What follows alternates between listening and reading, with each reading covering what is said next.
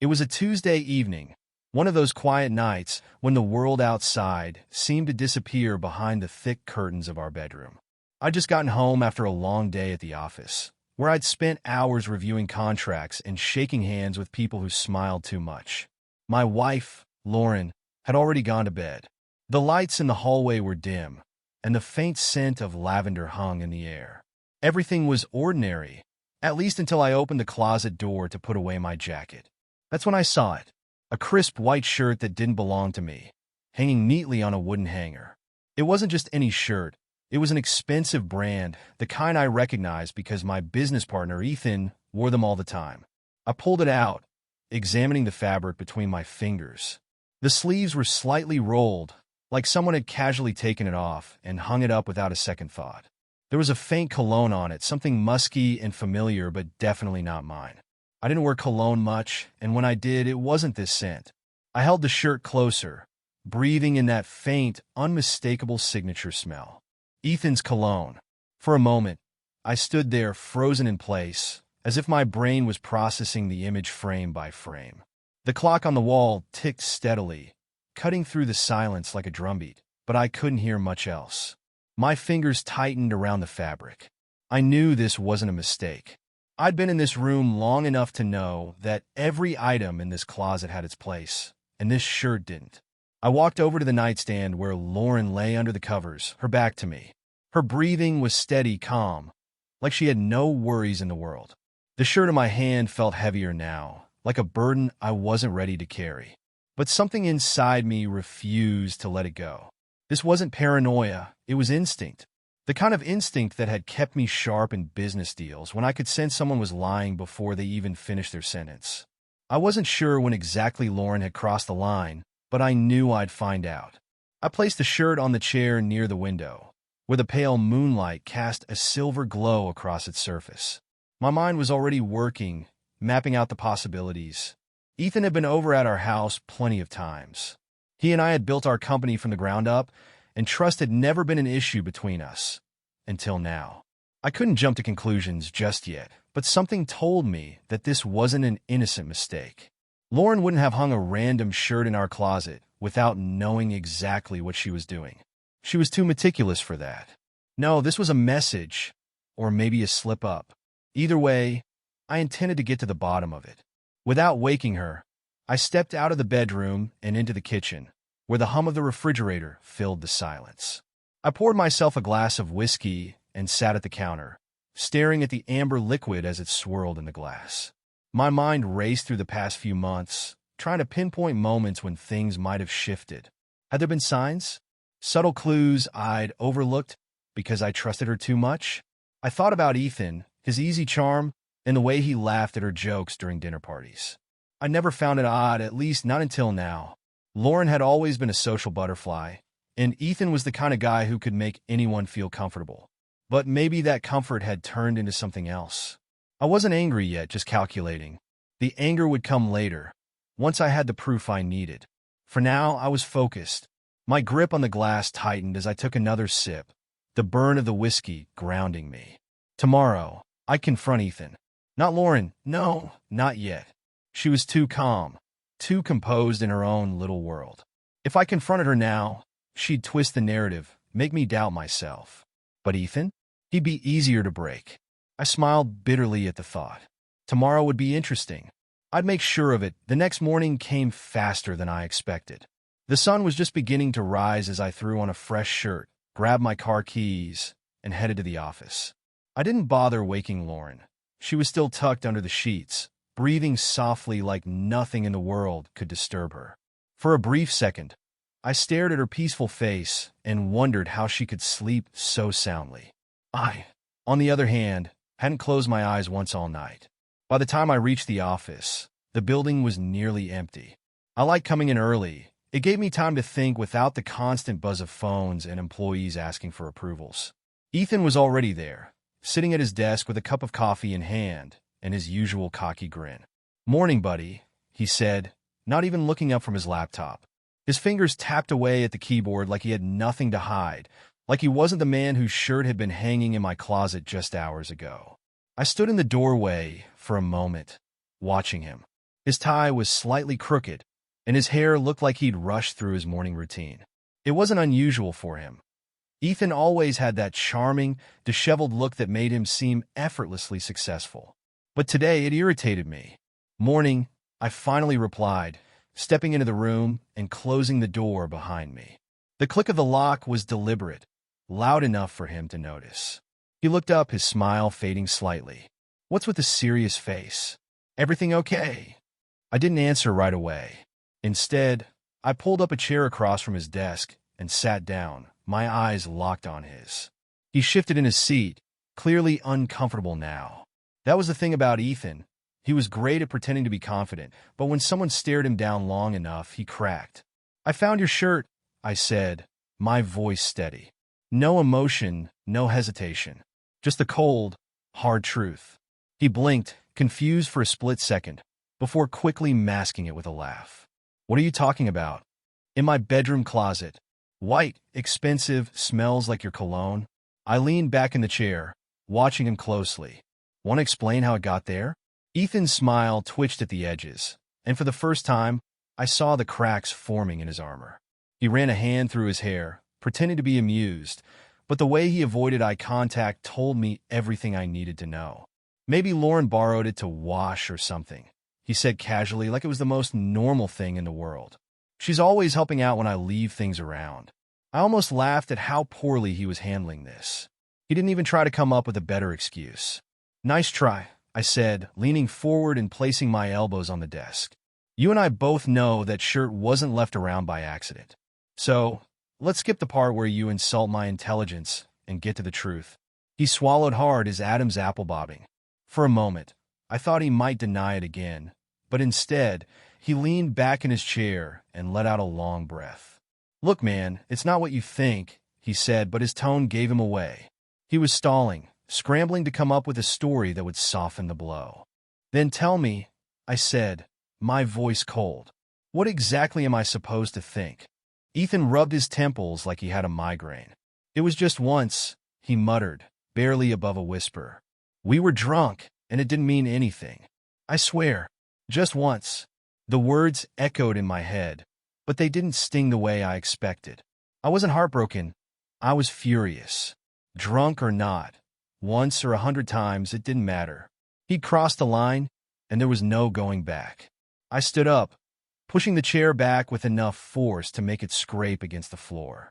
"You're a liar," I said, not raising my voice but making sure every word hit him like a punch to the gut. "You don't sleep with another man's wife by accident. You made a choice." Ethan looked like he wanted to argue, but he stayed silent, his eyes darting around the room as if he were searching for an escape. There was none. I grabbed the edge of his desk, leaning over it so we were eye to eye. "Does she know I found the shirt?" He shook his head quickly. "No, I didn't think." "Good." I cut him off, straightening up. "Don't tell her. Don't warn her. I'll handle that myself." Without waiting for a response, I walked out of his office, the sound of my footsteps echoing down the empty hallway. I didn't need any more answers from him. I had everything I needed. The drive home was a blur of rage and strategy. Lauren thought she could get away with this because she assumed I wouldn't notice, that I wouldn't connect the dots. But she'd underestimated me. She always had. By the time I pulled into the driveway, my mind was already working on the next move. I wasn't going to confront her just yet. Not until I had the upper hand. There was more to this story, and I intended to uncover every last detail before she had the chance to twist it. Lauren might have been calm and collected, but I'd been in the business world long enough to know how to outplay someone who thought they held all the cards. This wasn't over. It was just getting started that I stepped inside the house, the warmth of the heating system brushing against my face as I shut the door behind me. The air smelled of freshly brewed coffee, and the sound of water running from the kitchen sink reached my ears. Lauren was humming softly, a casual tune that had no business being so cheerful. She didn't know. Not yet.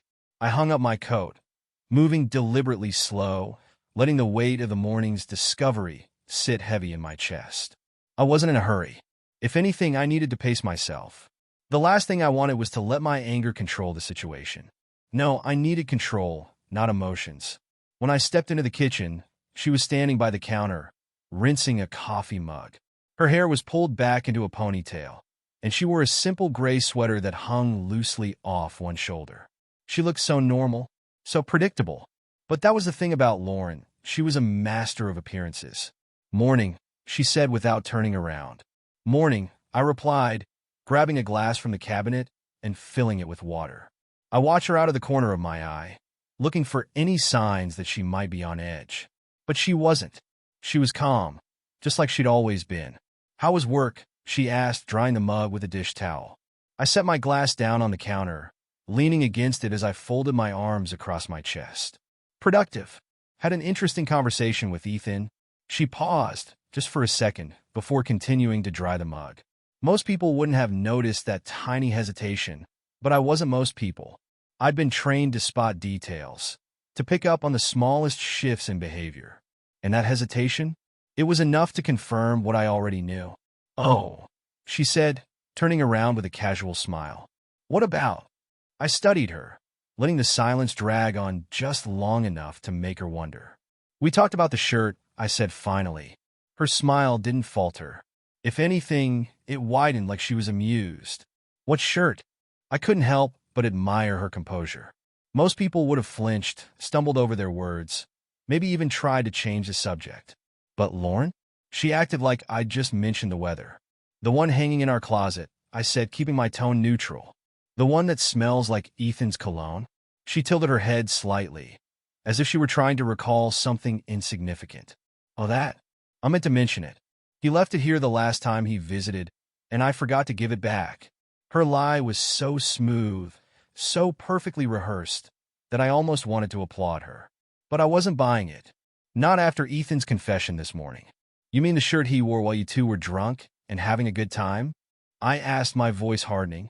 That caught her off guard, but only for a moment. She lowered the mug and set it on the counter, folding her arms in front of her. Her expression shifted, not to fear, not to guilt, but to something resembling mild annoyance. "Is that what he told you?" she said, her tone light, almost playful. "Ethan always exaggerates things." There was the first crack in her calm exterior. She wasn't denying it, not really. She was trying to minimize it, to make it sound like it wasn't a big deal. I took a step closer, narrowing the distance between us. "So, you're admitting it happened?" She shrugged, as if we were discussing a minor inconvenience. "It was nothing. A mistake. I didn't think you'd get so worked up over it. A mistake. Nothing." Her words felt like fuel to the fire raging inside me, but I kept my face neutral. She wasn't going to see me lose control. "Not yet. You didn't think I'd get worked up over you sleeping with my business partners?" I repeated, my voice low but steady. Lauren sighed, brushing a strand of hair away from her face. "You're blowing this out of proportion. It didn't mean anything. I didn't plan it. And it's not like I'm leaving you for him." Her lack of remorse was staggering. She didn't apologize, didn't beg for forgiveness, didn't even pretend to feel guilty.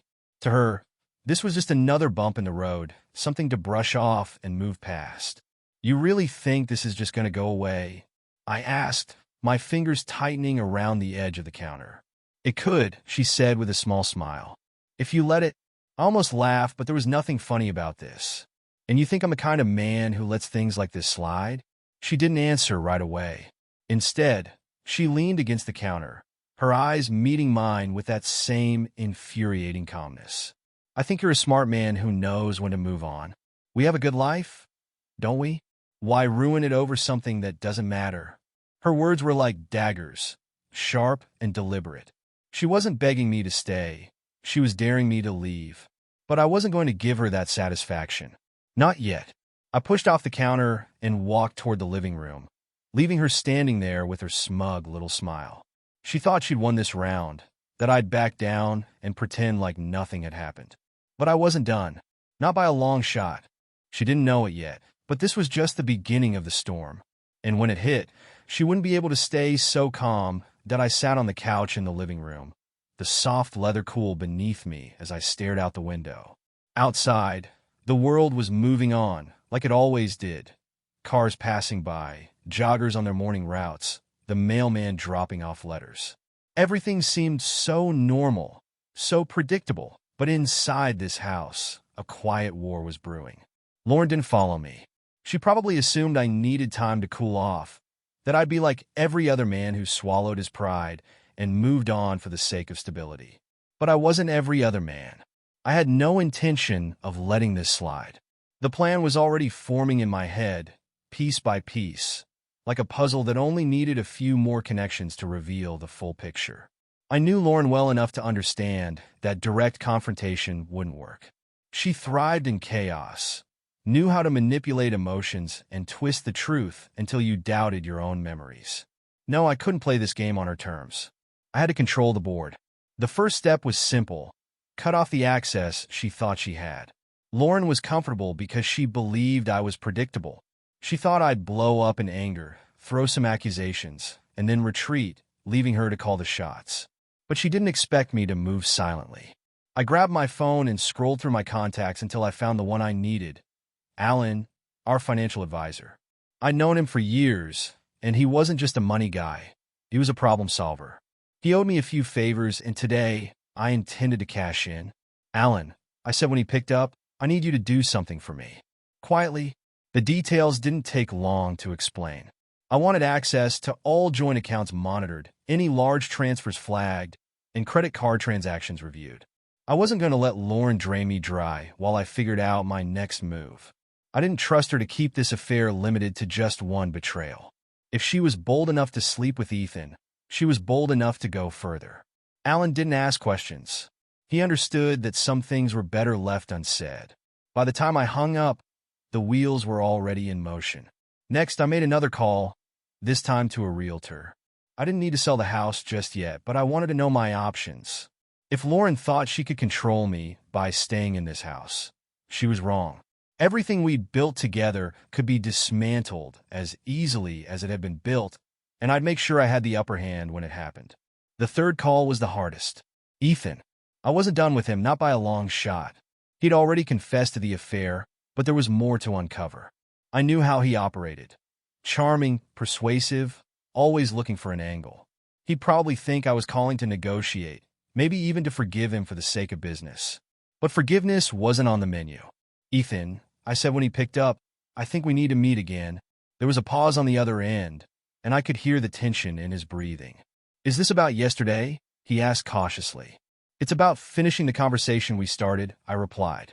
"Come by my house tonight. We'll talk privately."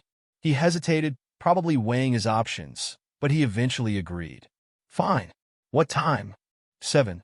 I hung up before he could ask any more questions. I leaned back on the couch, tapping the edge of my phone against my knee as I thought about how the night would go. Ethan wouldn't expect what I had planned, and neither would Lauren. She probably thought she could manage him, keep him on her side if things got messy. But she didn't understand the kind of pressure I could apply when I wanted something. I spent the rest of the day preparing, making sure every detail was in place. I reviewed old emails, scanned through financial statements, and looked for any sign that Lauren and Ethan had been planning something bigger. There were a few questionable expenses, high-end restaurants I hadn't been to, weekend trips I didn't remember approving, but nothing concrete yet. Still, it was enough to fuel my determination. By the time 7 o'clock rolled around, I was ready.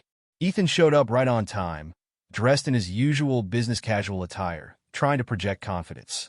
But the way his eyes darted around told me he wasn't as composed as he wanted to appear. "Come in," I said, stepping aside to let him enter. He glanced around the house as if he expected Lauren to be there, but she wasn't. I'd made sure of that.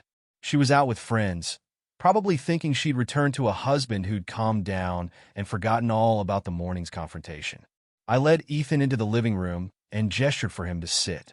He hesitated, but eventually lowered himself onto the couch, his posture stiff. I didn't sit. I stayed standing, towering over him just enough to remind him who held the power in this room. "I'm going to ask you one question," I said, my voice calm but cold. "And I want the truth. No lies, no excuses. Just the truth." He nodded slowly, his fingers tapping nervously against his knee. "Was this about more than just the affair?" I asked, my eyes locked on his. "Were you and Lauren planning something behind my back?" Ethan's face paled, and for a moment I thought he might pass out. His mouth opened, but no words came out. That was answer enough. "Tell me," I said, stepping closer. Because if you don't, I promise you'll regret it. The threat wasn't empty, and he knew it. He swallowed hard, wiping a bead of sweat from his forehead. We weren't planning to hurt you financially, he stammered. She just wanted to feel in control. She said you'd never know. I clenched my jaw, my fists tightening at my sides. So, it wasn't just about cheating. It was about control. Lauren had been testing the limits, seeing how far she could push before I broke. You're done, I said, cutting him off before he could explain further. You're out of the company. I don't care what the contracts say.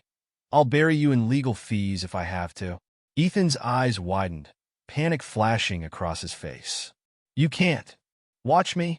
I leaned down, my face inches from his. And if you think about contacting Lauren to warn her, I'll make sure this ends even worse for you. He didn't argue. He knew I wasn't bluffing. As I watched him leave, slamming the door behind him, I felt the first wave of satisfaction wash over me. One piece of the puzzle was dealt with, but there was still Lauren. Tonight, Ethan had learned his lesson. Tomorrow, it would be her turn after Ethan scurried out of the house. I stood by the window, watching him speed off into the night.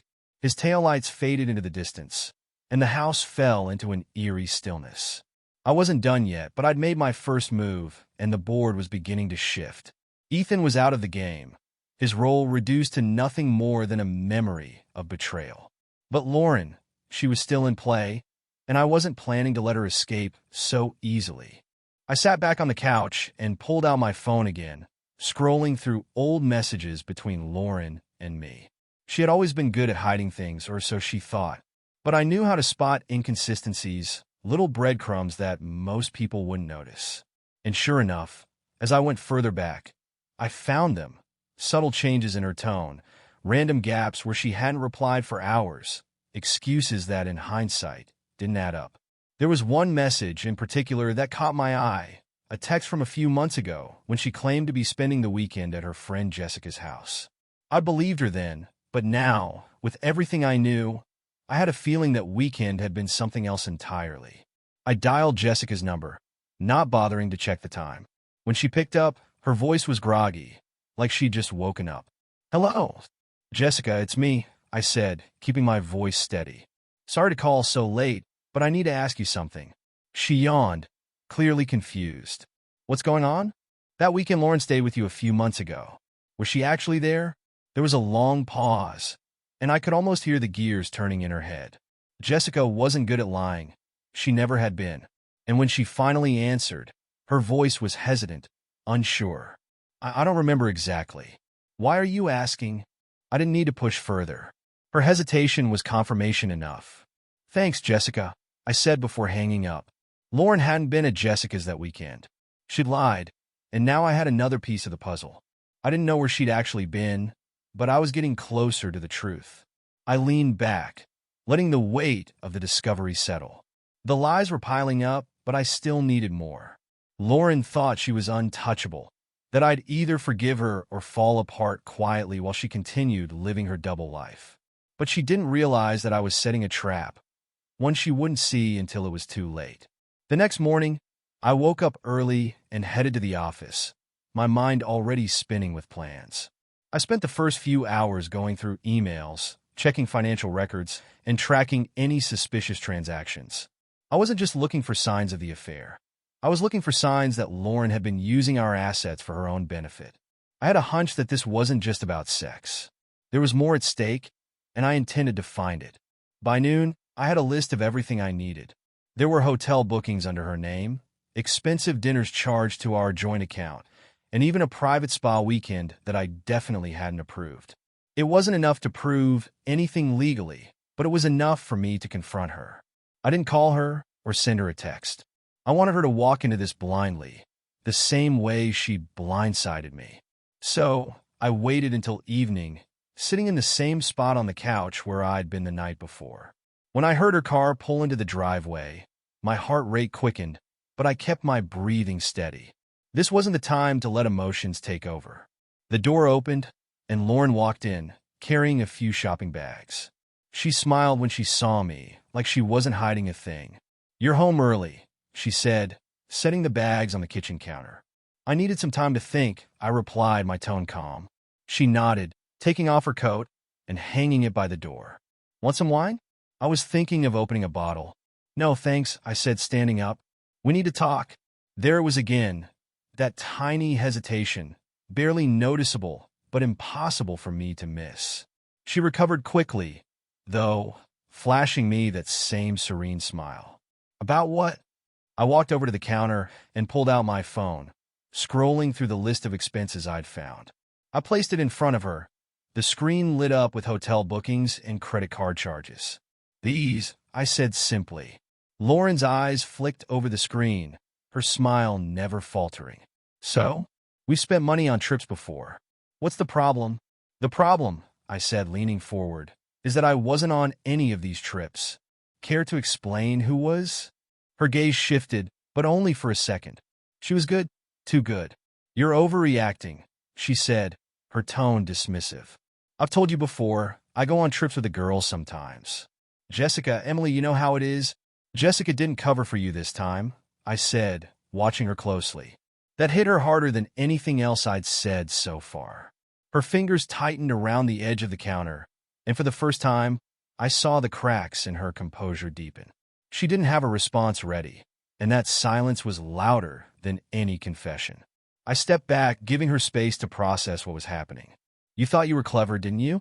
Hiding behind your friends, making me think everything was normal. But you made one mistake, Lauren. You underestimated me.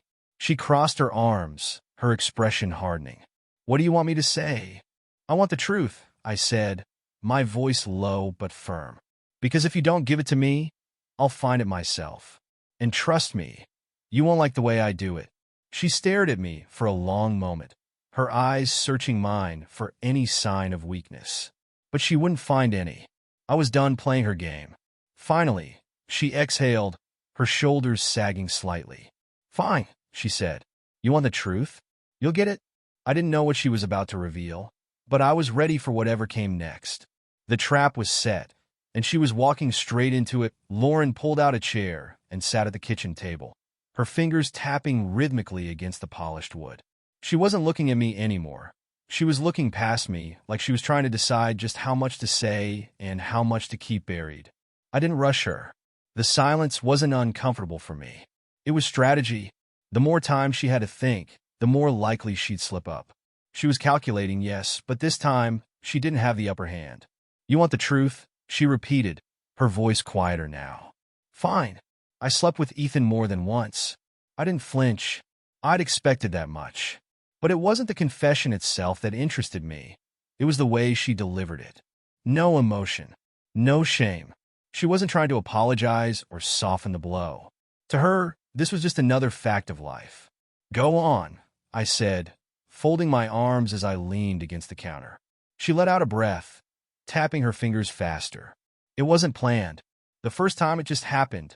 We were at a business dinner, you couldn't make it, and one thing led to another. After that, it got easier.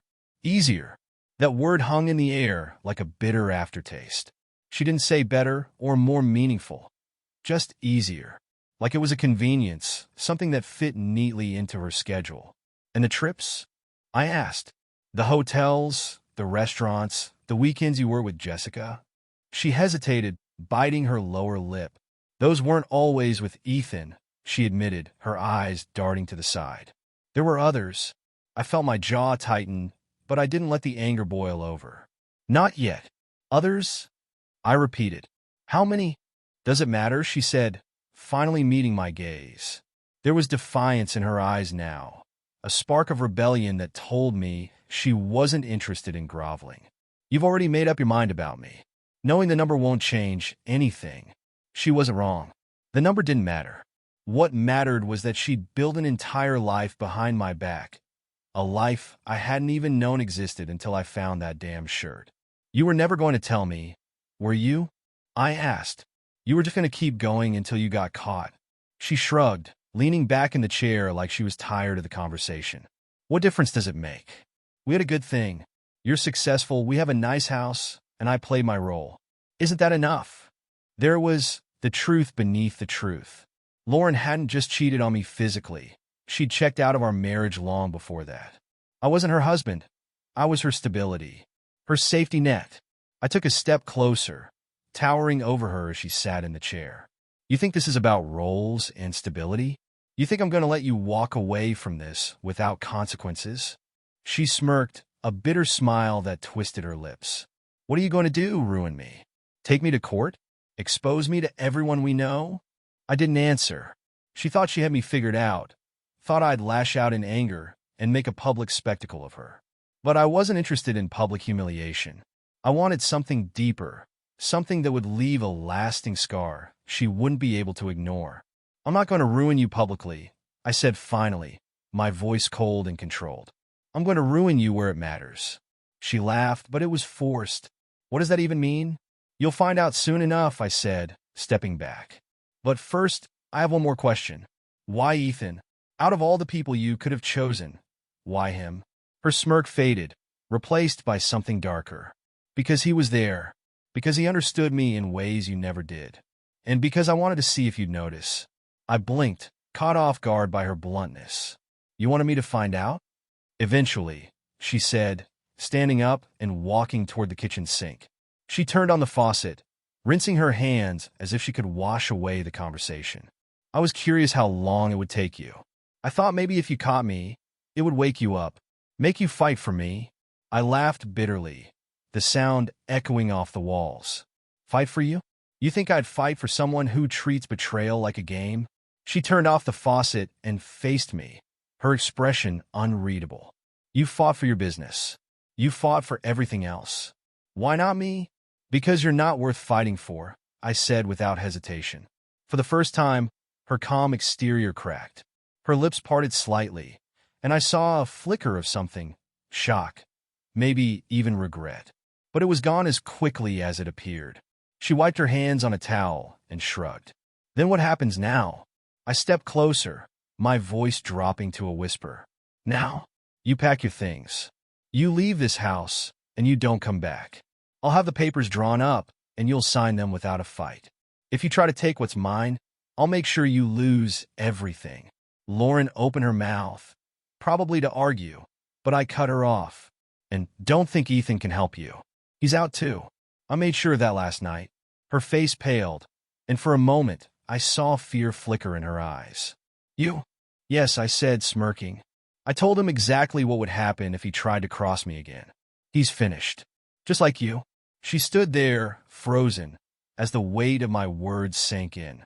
The confidence she'd had earlier was gone, replaced by the realization that she'd underestimated me in every possible way. I thought you'd be the type to forgive, she whispered, almost to herself. That's your problem, I said, walking past her and heading for the door. You never really knew me at all. As I stepped outside, the cool evening air hit my face, and for the first time in days, I felt a sense of calm wash over me. This wasn't the end of the story. It was just the end of her chapter. And I was ready to write the next one without her, that I didn't sleep that night. Not because I was overwhelmed or reeling from the confrontation. No, I was calm. Too calm even.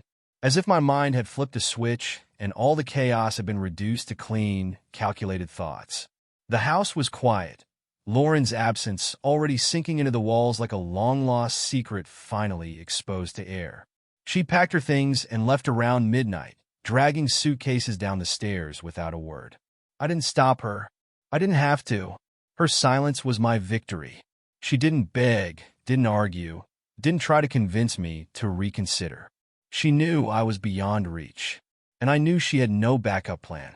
Ethan was gone, and whatever fantasies she had about rebuilding her life without me were crumbling before her eyes. But there was one final detail to tie up, one last loose thread that I hadn't yet pulled. By morning, I had everything ready. I'd contacted Alan again and set up a meeting to discuss dividing our assets. I'd already locked down the accounts, frozen any joint credit cards, and taken measures to ensure Lauren wouldn't be draining a dime from me without my permission. But that wasn't the part that interested me most. The real win wasn't about money, it was about something much bigger. By the time I arrived at Alan's office, he was waiting for me with a folder of documents neatly laid out on the conference table. You've covered your bases, he said, sliding the papers toward me. She won't be able to touch anything significant without going through legal channels. And given what we've uncovered, you have the advantage in court. I nodded, flipping through the documents. But something caught my eye, an expense report buried near the back of the file. It wasn't one of the obvious charges I'd flagged before, like the hotel stays or the fancy dinners. This one was different, smaller, almost forgettable. A wire transfer to a private account I didn't recognize. "What's this?" I asked, tapping the page. Alan leaned over, adjusting his glasses as he scanned the line. "That's what I wanted to talk to you about," he said. "We traced the transfer, and it turns out the account belongs to Ethan." My grip on the folder tightened. "She was paying him?" Alan nodded. "It looks like she funneled small amounts over time, probably to keep it under the radar. But what's strange is that the payments didn't start until after the affair had been going on for a while. Almost like she was paying him off for something specific." I leaned back in my chair, the gears in my head turning faster now. Lauren had been paying Ethan, not just sleeping with him. But why? What did he have over her that made her willing to part with money she usually guarded so fiercely? Alan cleared his throat, pulling out another sheet of paper. "There's more." I dug into Ethan's financials after you mentioned him being a liability. Turns out he's been in debt for months, gambling debts, to be exact. And Lauren's payments were just enough to keep him afloat. I felt a cold wave wash over me. This wasn't just an affair. This wasn't just about two people betraying me for pleasure. They had a deal, a secret arrangement that Lauren had kept hidden while she played the role of the perfect wife. She was covering for him, I muttered, more to myself than to Alan. He must have threatened to expose the affair if she didn't help him. "That's one possibility," Alan said. "But there's something else you should know." He hesitated, tapping the edge of the table before continuing. "The last payment was made 2 weeks ago. After that, Ethan withdrew a large sum and disappeared." "Disappeared?" I repeated, my pulse quickening. "His phone's off, and he hasn't shown up at work. We think he might have skipped town." I stood up, pacing the room as the pieces fell into place. Ethan had used Lauren, bled her for every penny he could get, and then left her in the dust. He hadn't just betrayed me, he betrayed her too.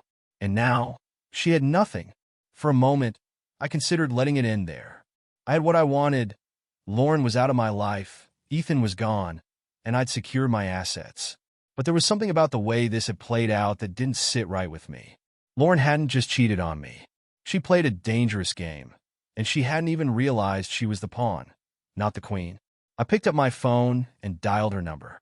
She answered on the second ring. "What do you want?" she asked, her voice tired, drained of the confidence she'd had just the night before.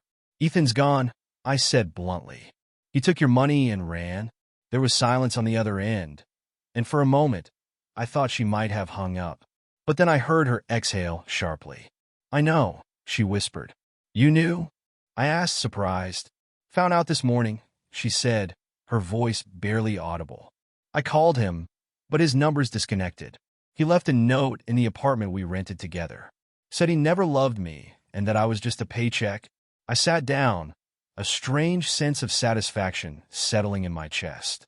Lauren had finally felt what it was like to be on the receiving end of betrayal.